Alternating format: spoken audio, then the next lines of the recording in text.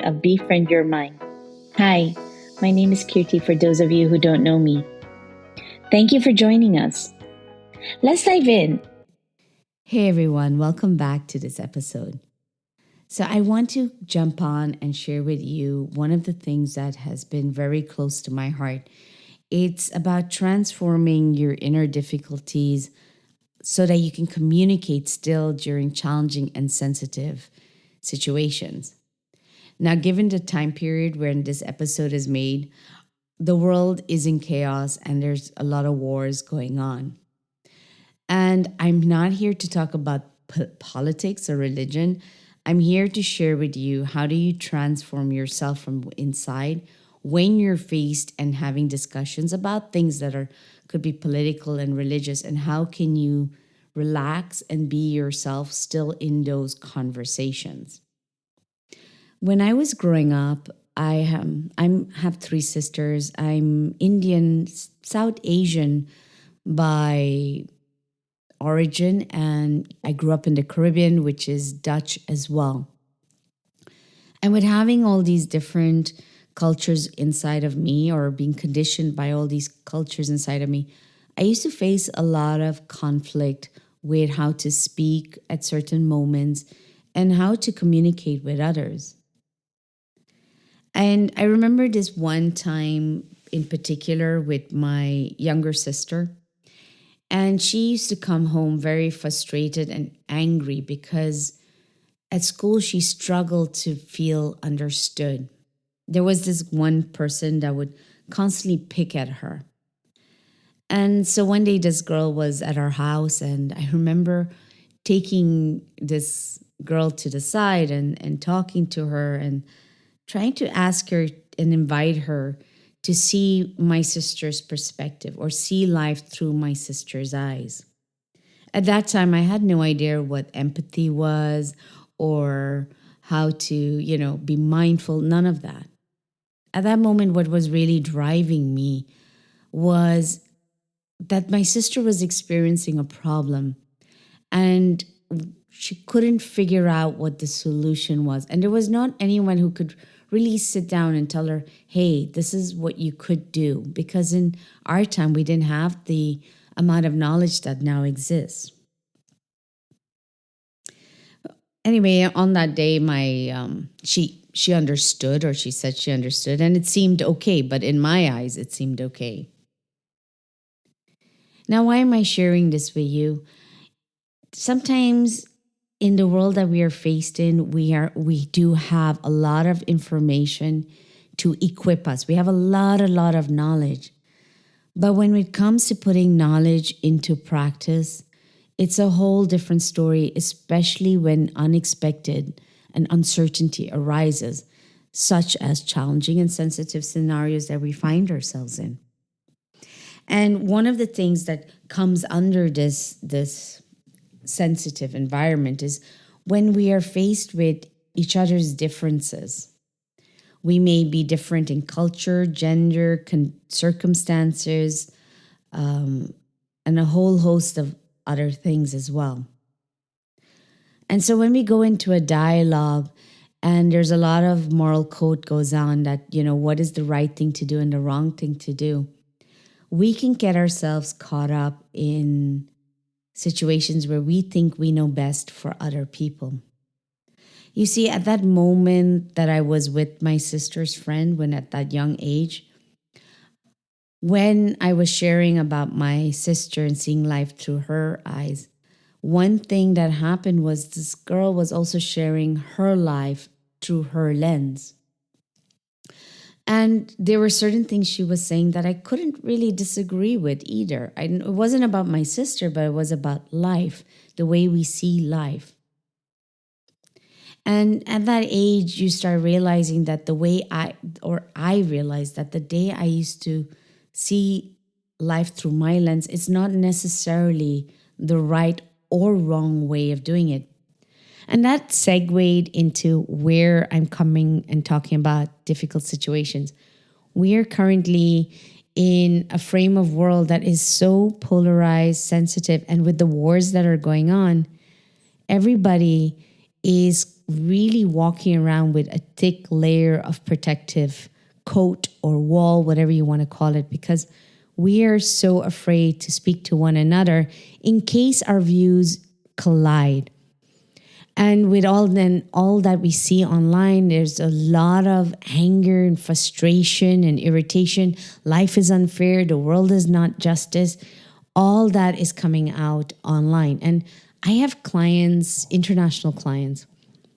And I remember back then when I was teaching in a yoga center, the same countries that were at war, the same individuals would be sitting side by side, practicing peacefulness or yoga, and would wish each other well at the end of every class. And now today, when I go on Instagram, these same two individuals, 1 minute will post one thing about their way of seeing injustice. And then when you flip to the next story, it's the other person saying this a different perspective about the same situation. When I see that online, I get concerned, not just for myself, but I'm always wondering who else is seeing this and how are we interpreting it? And what stress is it causing them from the inside if they don't agree to either of these sides? Because there were some posts that would come up and say, if you don't agree with me, you can unfollow. And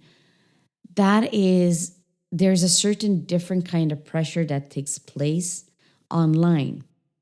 Now, your body physically can shut down into a stress mode and saying, I'm done. I don't want to know more. I don't want to know more. Because they're two different or many different perspectives coming at you, and your mind is struggling to keep up. So when it's becoming friends with your mind, becoming friends to challenges and becoming friends of difficulties, this is the heart of it. The heart of it is not to seek this happy-go-lucky society, that idealistic society, because that really won't exist if you think about it. Because an idealistic society where people don't have different opinions is actually not a creative community. And that is what makes it even more challenging. And that's why as human beings, we're always going to have problems. But from our problems, we have what it takes to find a solution, to find a different solution, find our way to further or progress humanity. But in this day and age, it doesn't seem like that because everyone's afraid on communicating their point of view or their perspective without feeling as if they've disrespected someone else. And when it's too suppressed, people become very angry and resentful. So is the world going to a wrong place or a right place? If we remove the moral code of everything, we're asking the wrong question.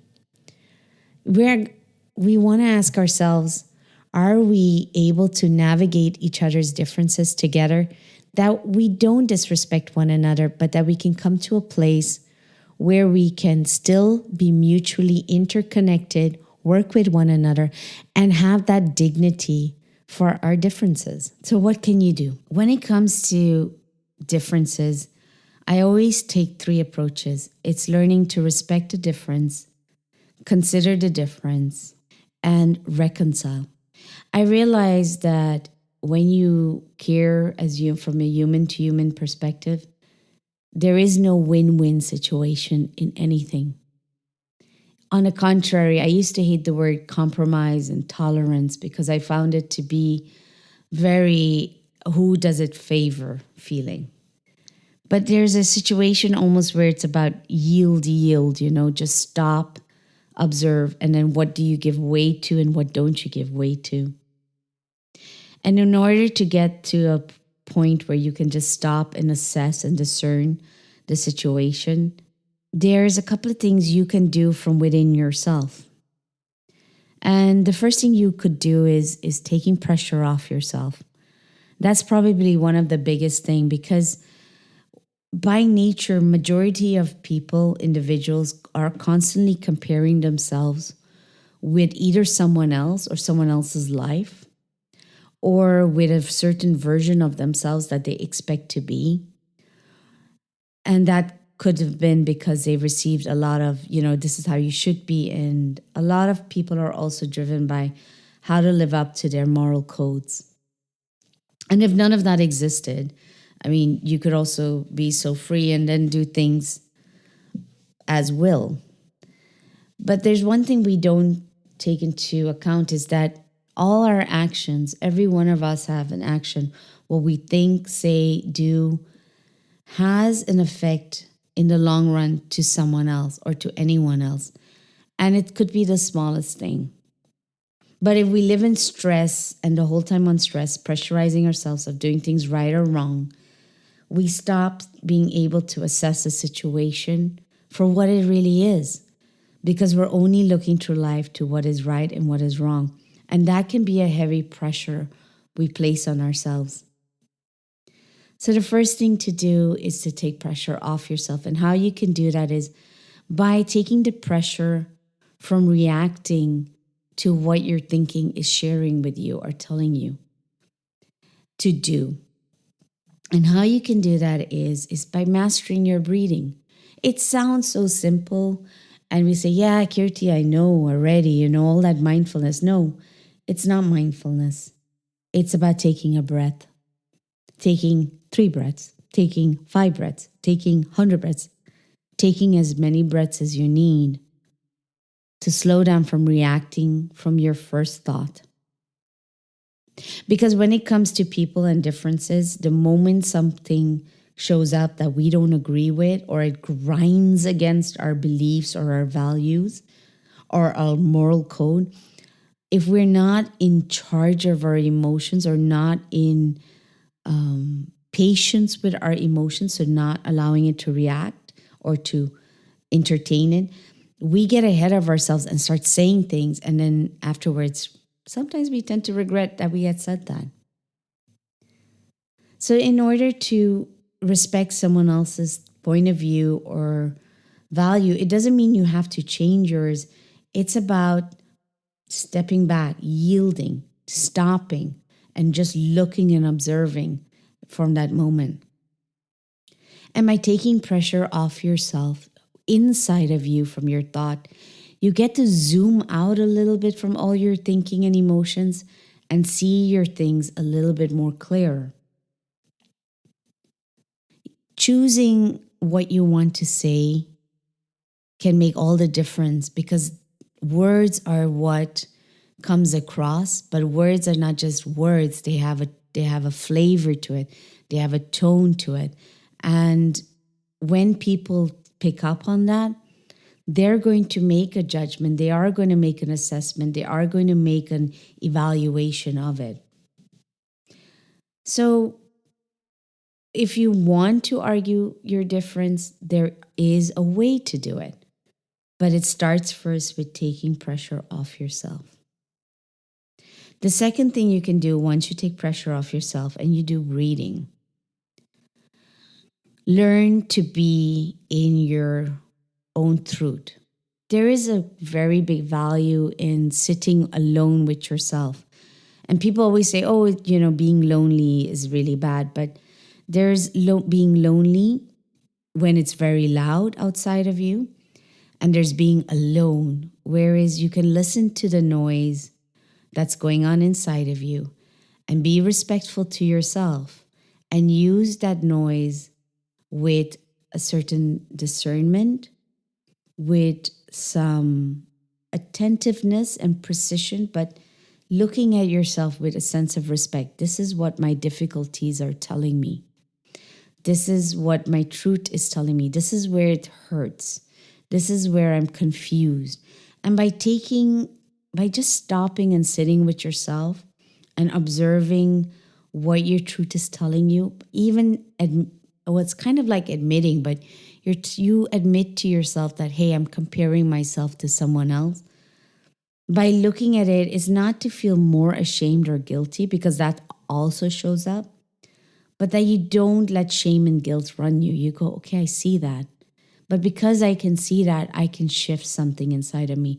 I can narrate something differently. I can maybe narrate it more skillfully. Again, this is not about getting rid of your thinking or getting rid of your beliefs or values, but it's understanding how to narrate it in those sensitive environments or in that moment. And the third thing is, for me, is you want to choose your arguments, choose your moment to argue. Right now, with everyone's emotions really, really high, if I come in and I give my political view on it or my religious view on it, and the room is not ready and the emotions are very high, chances are, if I just use one word wrong, it's going to be interpreted in a long way if the other person is not in charge of their own energy inside of themselves, in their own awareness. And it's not considerate to go in and hurt someone in that moment.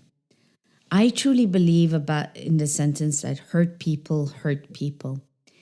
If you are hurt inside of you and you're so unaware of it, or you are aware of it and you want justice, then whoever comes in that way and tells you a different way, that hurt person is going to hurt the other person because they're not willing to let that go. I had, for very many years, I had a really tough relationship with the word fear. What did fear mean? And I'm saying it was tough for me because I had seen certain things happen to my mom and my dad, and I couldn't understand why it was constantly happening. And no one could really share that with me. And I kept feeling that the world is unfair and it's unfair and it's unfair. But then one day I realized that with the word fear, what I determined as fear was actually me wanting that certain justice. I wanted life to work out the way I wanted it to work out. And that doesn't necessarily mean someone else saw it the same way. And so choosing my arguments now, when I notice that we're in this what is fair and justice word, or that's so much in the conversation, chances are the energy of emotions to the thought are extremely high. And to me, that is not the right moment to argue because hurt people can hurt people. And I don't want that neither for myself or for the other person. The other thing that happens when it's about choosing your arguments is sometimes when we're so caught in wanting to be right about something, or when we then say certain things and make it a personal attack. And when it becomes a personal attack, we lose sight of what we're really trying to bring across. So making things personal can have a long-term consequence even on the relationship. So be mindful of navigating your moral language in that moment for anybody, because if both sides are hurting right now and you want a solution, hurting each other will not make two wrongs will not make a right. The other thing is there's also those who avoid arguments, and they tend to be the ones where they'll start using the words empathy and mindfulness, and they flavor it all around just so that they don't have to voice or share or knowing or how to tackle the situation. They just want to dismiss it. They just go, this is negative. I don't want to deal with it. But reality is still reality. Things still happen in the world. And by dismissing it with language such as mindfulness and being positive, you are telling a person it's not okay to fight or to argue either. And so you want to choose your moments, choose the moment to speak and choose the moment when not to speak. But using positivity as a form of avoiding or to shut someone down is just as harmful as aggression. So my invitation to you is going all the way back to taking that pressure off yourself and really looking at yourself from the inside, knowing your truth on how you react to life, how you attend to your situations, knowing your values, your beliefs, by taking stock of that. When you get into these sensitive environments, then it becomes a choice of how to say things, when to say this, and also what tone of voice to use, because that makes a big difference too. Now, that's why I'm saying I'm not here to tell you what the right thing to do is. I can only give and share with you some tools that when you find yourself in this moment, work from the inside. Being aware of yourself gives you a sense of control, but not a control of controlling your outer environments in that sense that it will go to your favor. No. By controlling it, you're able to navigate each other's differences in the moment so that we may find out that the solutions that we both think is the right one, combining it will come out with a different solution that might be different, might be more peaceful. It can work towards favoring and being of more benefits to one another. So, checking in with yourself is crucial in times like this. And I really hope sharing this to you, I hope it inspired you to take a pen and paper out and just write it out. And if you have questions or you have some thoughts you may want to share, send them through to me. Have a wonderful, wonderful month, and may you be kind, peaceful, and calm with yourself. And may you be free from your own suffering and find your journey to your joy. Thank you for joining me on this episode of Befriend Your Mind. I hope you found it inspirational and received valuable insights on how to apply it in your daily life. If you enjoyed it, please hit subscribe if you haven't already and share it with your friends and loved ones. Together, let's spread the message of equanimity and embrace diversity of thought to approach our relationships with openness and compassion. Until the next time, stay curious, stay open, and keep befriending your mind. I'm your host, Kirti, signing off. Take care.